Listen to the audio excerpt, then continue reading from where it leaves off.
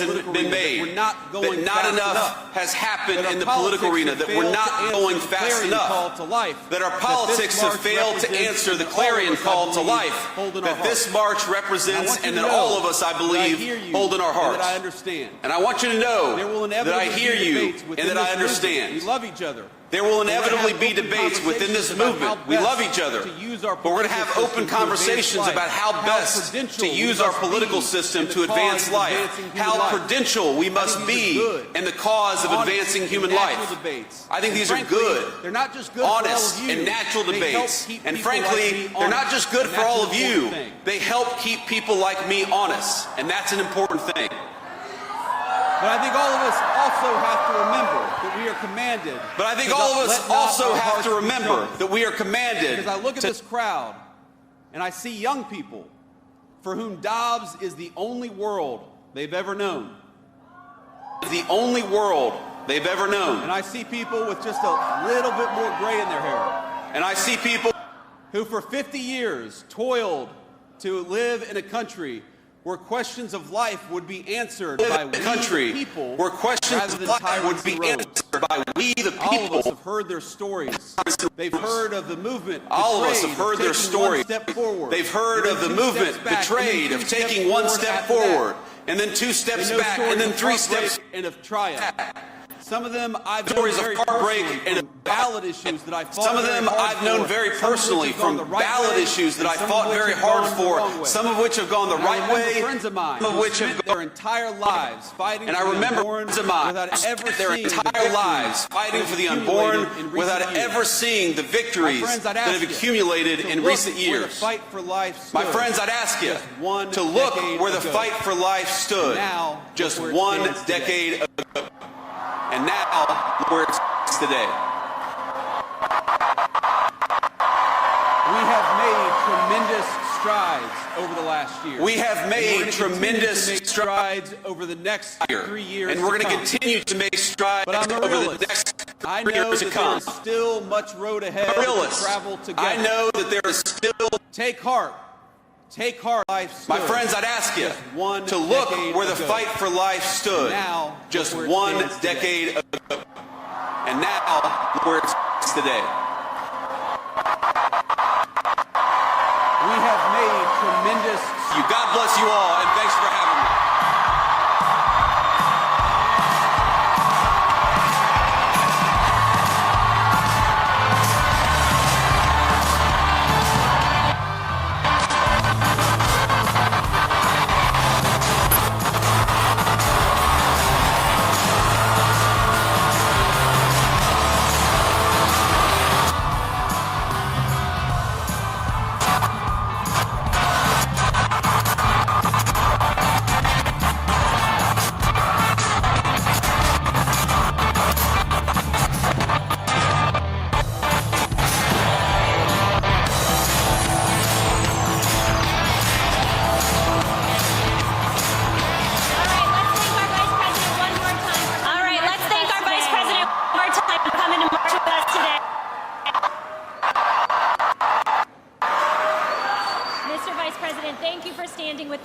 Mr. Vice President, thank you for standing with the pro-life movement and for your inspiring remarks. On behalf of our marchers, congratulations again to you and the family on your baby on the way. Joining me now on stage are courageous pro-life leaders and members of the United States Congress. To recognize and thank each one of them for standing with us today, and for their crucial work protecting babies and supporting. We are joined today by Congressman Andy Harris from Maryland. Close to a hometown congressman here where we stand. Close to a hometown congressman. Congressman John McGuire from Virginia. Congresswoman Michelle Fischbach, Minnesota. Congressman William Timmons from South Carolina. Congressman William Timmons from South Carolina. Congressman Robert Adderholt from Alabama. Congressman Robert Adderholt Congressman from Andrew Alabama. Clyde from Georgia. Congressman Andrew Clyde Congressman from Bob Georgia. Onder from Missouri. Congressman Got Bob some Onder Missourians from here. Missouri. Congressman Tim Walberg from Michigan. Missourians here. Congressman Tim Walberg from Michigan. Congresswoman Kat Cammack from Florida. Congresswoman Kat Cammack from Florida. Congressman Dan Crenshaw from Texas. Congressman Dan Crenshaw from Texas. Congressman Dan Muser from Pennsylvania. Congressman Dan Muser from Pennsylvania. Congressman Bill Congressman Bill Huizenga from Michigan. Congressman Glenn Brockman from Wisconsin. Congressman French Hill from Arkansas. Congressman French Hill from Arkansas. And Congressman Mike Kennedy from Utah. Thank you all for standing with us today. We are honored to be joined by these elected leaders who are fighting for life on behalf of all of you on Capitol Hill. dedicated pro-life champions in Congress. The Speaker of the U.S. House pro-life champions in Congress. Johnson. Speaker of the U.S. House of Representatives Mike Johnson. And U.S. Representative Chris Smith. Speaker Mike Johnson is a Republican member of Congress, proudly serving Louisiana's 4th District. Member of Congress, proudly serving Louisiana's 4th District. Out there.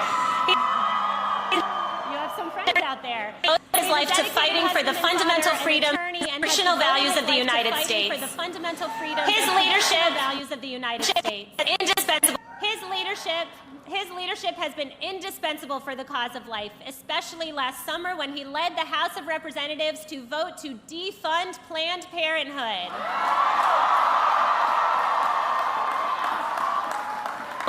Marchers that would We not have also were happened so without blessed Speaker Mike last year to Johnson. hear your personal We also testimony, were so Mr. Speaker, blessed last about year your to parents hear your choosing personal life when they were testimony, expecting Mr. you. Speaker, So thank you for about your returning. parents choosing life when they were After expecting him, we'll you. hear from So thank you Congressman for Chris Smith, who returning. represents New Jersey's After 4th him, we'll District hear and from has Congressman chaired Chris Smith, the who Congressional represents New Pro-Life Jersey's 4th Caucus for District and over has chaired the Congressional Pro-Life Caucus for over 4 decades. tirelessly working on behalf of the unborn and their mothers. Tirelessly working on behalf of Every the March for unborn and Life for their mothers. decades as He a has devoted also friend to spoken the cause at of Every life. March for Life for decades as a devoted friend to the cause of life. Following Speaker Johnson and Congressman Smith, we'll watch a video greeting from Senator To be with you in spirit, another dedicated advocate for the unborn. To be with you in spirit, another dedicated advocate for the unborn. Now, please help me give a warm welcome to Speaker Johnson and Congressman Chris Smith. Great crowd, and right on the verge of a polar vortex. Your commitment is greatly appreciated. Your commitment is greatly appreciated. I want to congratulate my friend JD for the big announcement on the baby that's due in July. I told him backstage. My wife Kelly's with me. Kelly, raise your hand. My wife Kelly. We have 4 children as well. We all celebrate life in word and in deed, and we're so glad. It always is, because this is an important weekend. To recommit ourselves to this cause of life, to remember why it is we gather in March in the cold weather. It's important for us to stand together. And my friends, it's especially important this year because, as you know, this is the year we celebrate our nation's 250th birthday, the greatest nation in the history of the world. 250th birthday, the greatest nation in the history of the world. The thing that we celebrate America so much thing that we celebrate and about we're America, thankful for, but the thing that we remember, especially at this time, is the foundational truth of America, the bold statement of faith that set this experiment in self-governance, this independent country along its way. We celebrate the self-evident truth that all people, every single person is made by God. We are made by our Creator. Yes. The founders understood that we are made in the image of our Creator, that He is the one that gives us our inalienable rights, the rights to life and liberty and the pursuit of happiness. Our rights do not derive from the government. They derive from God Himself. They derive from God Himself. And we need to remind everybody of that. We celebrate that premise here today and every day because we understand that is what makes America unique and special. The idea that we're made in the image of God, and we owe our responsibility to Him as well. And we have to exercise that freedom in a responsible manner. This moment is truly an historic one for the pro-life movement, and you all know that. For the first time since Roe v. Wade was reversed, we have the White House, the Senate, and the House all working together to deliver meaningful and historic pro-life victories. And just consider, as the Vice President was saying just a moment ago, just consider what 1 year of common-sense pro-life leadership can actually accomplish. With President Trump and Vice President Vance, the Republican team is making and taking a new approach. For the first time, our greatest measure of success is not just the size of the gross domestic product in the stock market. It is the strength of the American family again. That's what we've brought back. That's what American family again. That's what we've brought back. That's what we've brought back. Measure our success. The lives we save and the lives we improve and uplift with common sense, life-affirming policies. And as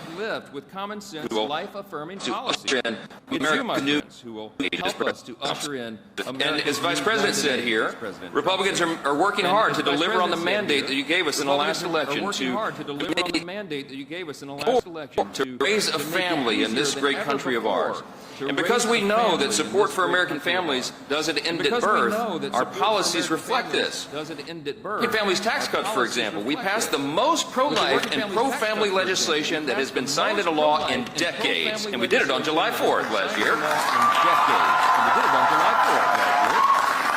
We worked hard, this group of legislators behind me and all of our colleagues, we worked hard to expand the child tax credit, to enhance the adoption tax credit, and we launched the first of its kind Trump investment accounts for every newborn in America. Thanks to this bill, we also delivered the largest middle and working class tax cuts in the history of this country. And I just, yeah, that's right, worthy of applause. We put more money in your pocket, and you can decide what's best for your family instead of government bureaucrats. We also achieved something that is totally unprecedented, and it was mentioned a little bit earlier, and we should say it again. For years now, we know that Medicaid funds have skirted the essential protections under the Hyde Amendment and funneled tax dollars to abortion providers. And we said no more. And in the Working Families Tax Cut, the big beautiful bill, for the first time ever, we finally defunded big abortion, and it was a long time coming. It was a long time coming. We stand here today with one united voice to affirm the federal government should not be subsidizing any industry that profits from the elimination of human life. I'm so proud to stand along so many principal leaders here in Congress. You heard their names. They've helped us achieve these victories. Chris Smith, as was said, for 4 decades has been leading the pro-life caucus in Congress. Just this week, she introduced her bill ensuring federal assistance. Ensuring federal assistance can be used to support pregnancy resource centers across the country. That's a big thing. We know how important those centers are to give hundreds of thousands of pregnant women and moms a choice in the care they see. That's her bill, the Pregnant Students' Rights Act, which equips young women finishing their education with the resources they need to choose life. I could go on and on. Yes. I could be up here all day telling you about all of the things that are being done, but you need to know in summary that we are fulfilling our promises to protect the sanctity of human life. We contend these warriors, and I tell you what, in the election cycle coming up this year, we're going to send some more pro-life champions here to Congress. I just want to close with this. It was mentioned earlier that we all have a reason that we believe so strongly in this principle, and my life story is that one. And in 2 sentences, I was the product of an unplanned teen pregnancy. Exactly 1 year before January of 1972. A lot of people try to convince my very young parents that they should just take care of that problem. But I am eternally grateful that they allowed me the chance at life.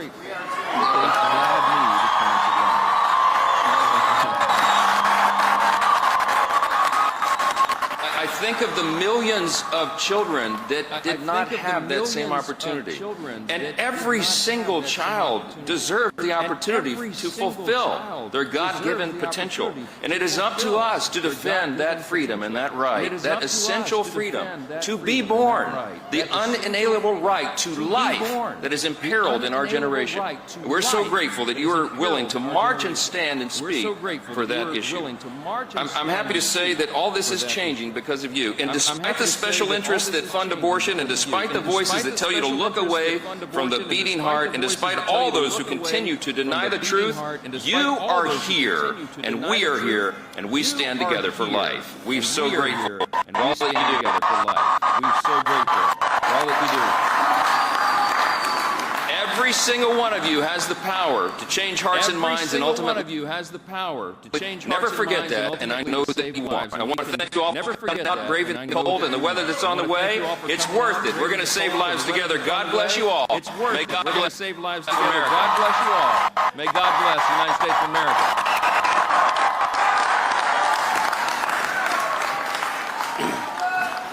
We have an amazing speaker.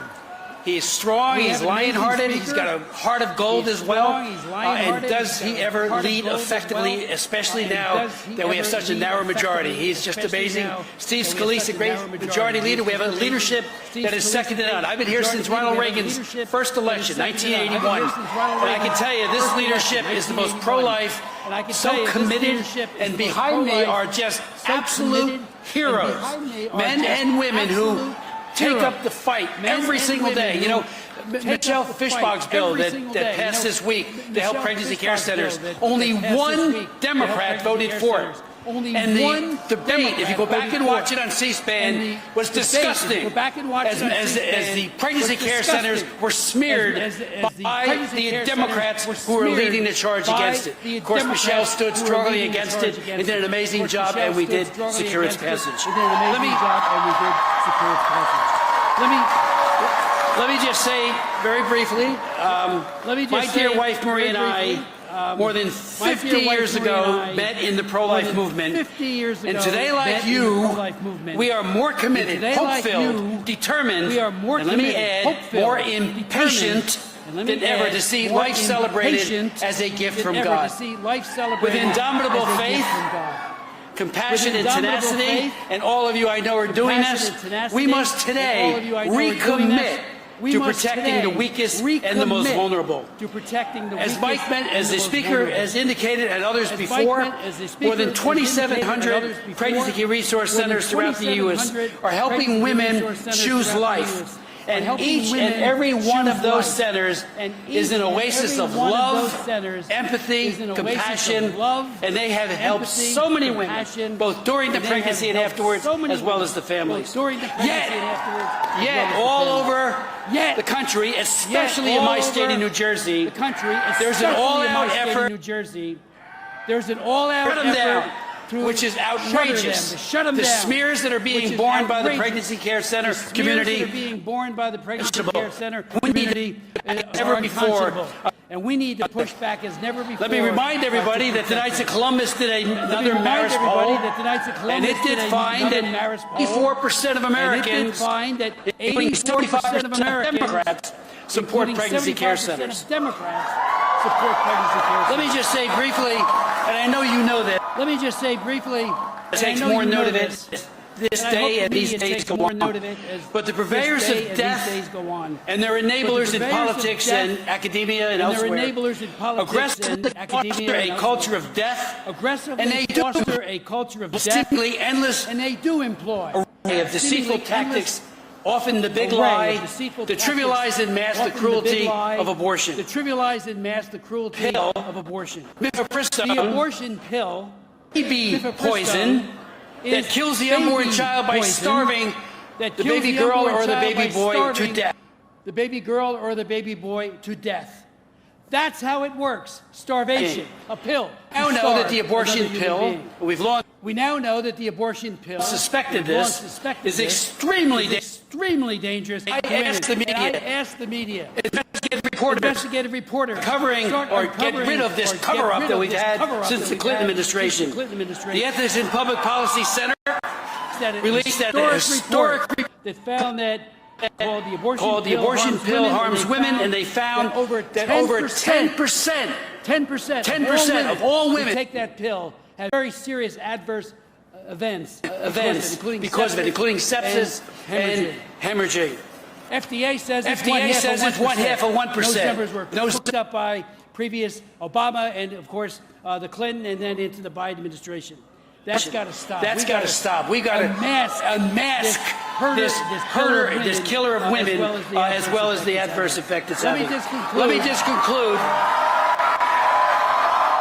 And you heard it from our Vice President so eloquently in his remarks. But President Trump's new comprehensive protecting life in foreign assistance, also known as the Mexico City policy, and as you know, it got its name because Reagan sent a delegation to a UN conference in Mexico. And at that, Senator James Buckley and others announced this tremendous policy of no longer supporting any organization that promotes or supports abortion. And then, though, it only applied to family planning, about $500 million. Trump, in his first term, put all global health under that. That was about $9 billion. And today, he's putting all foreign assistance, about $30 billion, under the Mexico City provisions. And that means that the Planned Parenthoods, the Marie Stopes Internationals, and all of these other hideous groups that kill babies, promote the killing of babies. Every day of the week. They do it here in Washington. They do it in are defunded by this administration.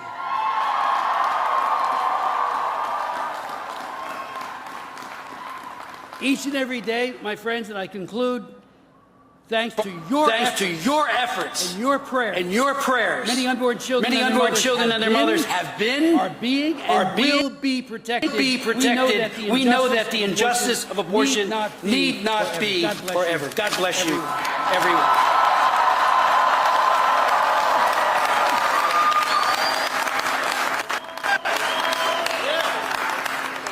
Hello, marchers. I'm very sorry I couldn't be with you all today, but I wanted to send my greetings and my gratitude to all of you for making your way to D.C. from every corner of the country to stand up for the right to life. You are here today to witness the great truth that every human being, no matter how small or vulnerable, is infinitely valuable. Created in the image of God. Before I formed you in the womb, I knew you, the Lord says in Jeremiah. Before you were born, I set you apart. Abortion is an evil that's too often brushed to the side. But you all are ensuring that we don't brush it aside. And I am proud to stand with you. And I'm very proud to be able to say to you, 2025, for the first time ever, Congress defunded big abortion. With the Working Families Tax Cuts, Congress enacted the first pro-life law in decades. And thanks to that landmark legislation, this year some of the nation's largest abortion providers, including Planned Parenthood, are prohibited from receiving Medicaid funding. The organizations that have turned the killing babies into a business are cut off. Next week, we'll be considering legislation that pregnant college students have access to support to carry their baby to term and to care for their child. And I pledge to you that as Majority Leader of the United States Senate, I and my pro-life colleagues will continue to do everything we can in Congress to support moms and protect preborn children. We may not always be successful, but we will never stop trying. Thank you all for being at the march today. And God bless you all as you stand up for the great gift of human life.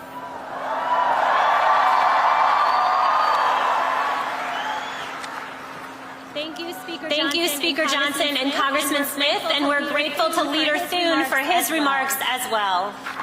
Marchers, we are at a crucial moment for the cause of life on Capitol Hill. Just this week, the House of Representatives passed two bills that strengthen support for women, babies, and families, helping ensure that they are better equipped to choose life. Our thanks to the House for passing the Pregnant Students' Rights Act, which ensures that college women who are pregnant have support that they deserve from their universities.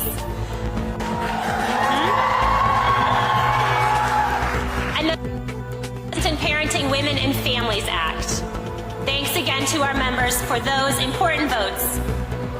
But now, we have a lot more work to do, so